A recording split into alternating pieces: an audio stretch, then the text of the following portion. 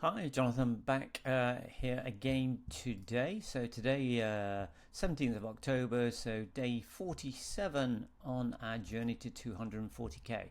So today, I've got something to just share with you that I've picked up on, and that's really about the Facebook ads carousel optimization.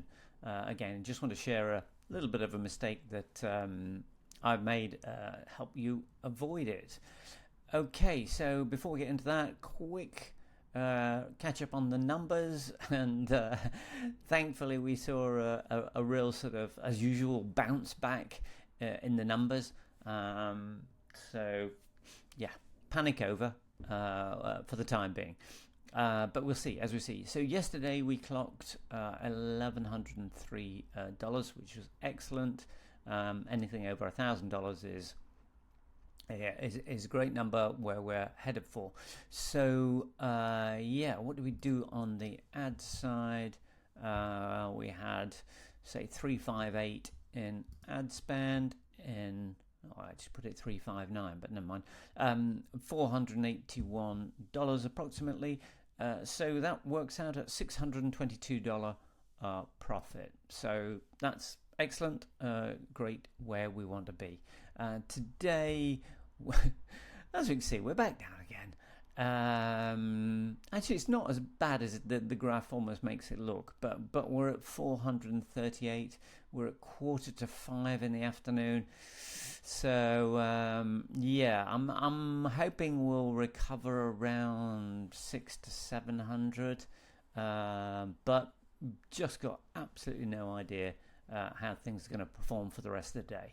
But anyway, that aside, so yeah, one of the things that I wanted to share with you is in doing carousels. So I've been trying to piggyback. If you remember, one of my best performing ads is a carousel ad. The carousels work really well because effectively they give you an opportunity to create multiple slides that people can swipe through, that basically tells the story of what your offer is, which means that obviously when they then go to the landing page, hopefully they're more inclined, they more understand what the proposition is, and more inclined to buy. Or that's what the numbers seem to indicate. But I needed to put in another carousel because my previous one had been running a long time, hitting a higher frequency number. It's still going to be okay, but I think cost per sale was on the way up. So anyway, what I did, I just thought, okay, this time what I'll do, I'll create them, but actually create all the images, the slide images that make up the carousel, into a sort of a mobile sort of portrait screen size, and then use the ability to crop them within Facebook's platform to suit the different ad placements, because they've all got different sizes and dimensions. And I set that off running. But what I wanted to show you is what I saw. So this is from like the 14th to the 15th, just over a couple of days, because I wanted to just see how things were progressing. And if we look, so this is this one here is my original one, and I can see that that's got a unique CTR of 3.2 and outbound of 1.94. Sort of pretty good numbers compared to the other ads. But this new one that I'd started with this new format was down at 1.93 and 1.29. I really couldn't quite figure out why that was so low. And I know the ad had only been relatively recently running, but they usually optimize pretty quickly.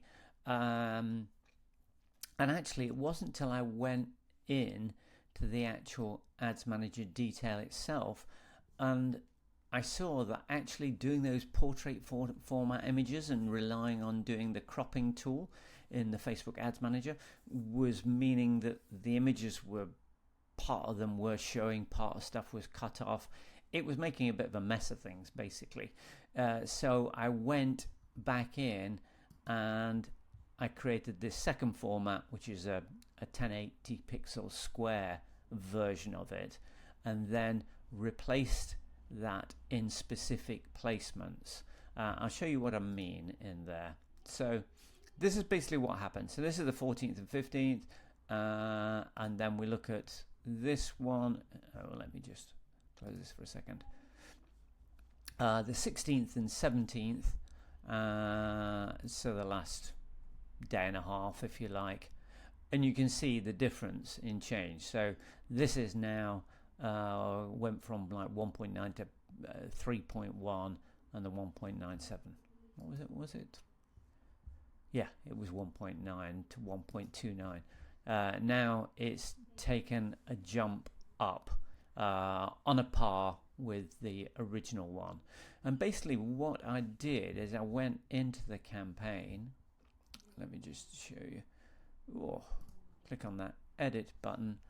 So now we're into this is the specific ad, say this new one, and what you do is you go down, and this is what happens with your carousel.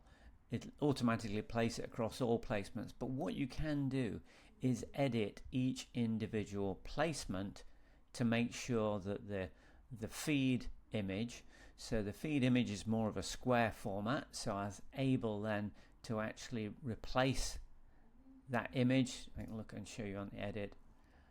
I put in the square format image here, and as you can see, then it properly fits, because when I was trying to crop the tall vertical image, it meant that half the text wasn't sitting right. It looked like a real mess. So it's better to actually upload images that are to the right size for each different placement. So as we go through, you can see these are all nicely fitting into the space, and so this works its way through. And actually, the last slide, it does actually have the price on it as well.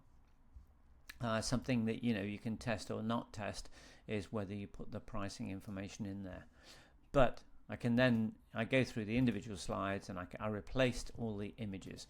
So what I made sure is the fact that for my main placements, so most of my sales are coming from the Facebook feed, Instagram feed, and Facebook and Instagram Reels, and also I updated. So I updated 6 of the placements and manually updated the image into them to make sure that they were rendering correctly, so they look good in that particular placement. So that's just one little thing worth looking at, is with the carousels, is make sure you go through and look at the different placements and make sure the image still looks good in that. Otherwise, upload a specific image for that specific placement. Anyway, I hope that's made sense. So generally all things going well. The split test against my 1927 ad is up and running, but it'll be a couple of days before I've actually got some proper data on that to share with you. Anyway, so that's all for today. Fingers crossed for the rest of the evening in terms of our numbers, but I'll catch up with you again tomorrow. Bye for now.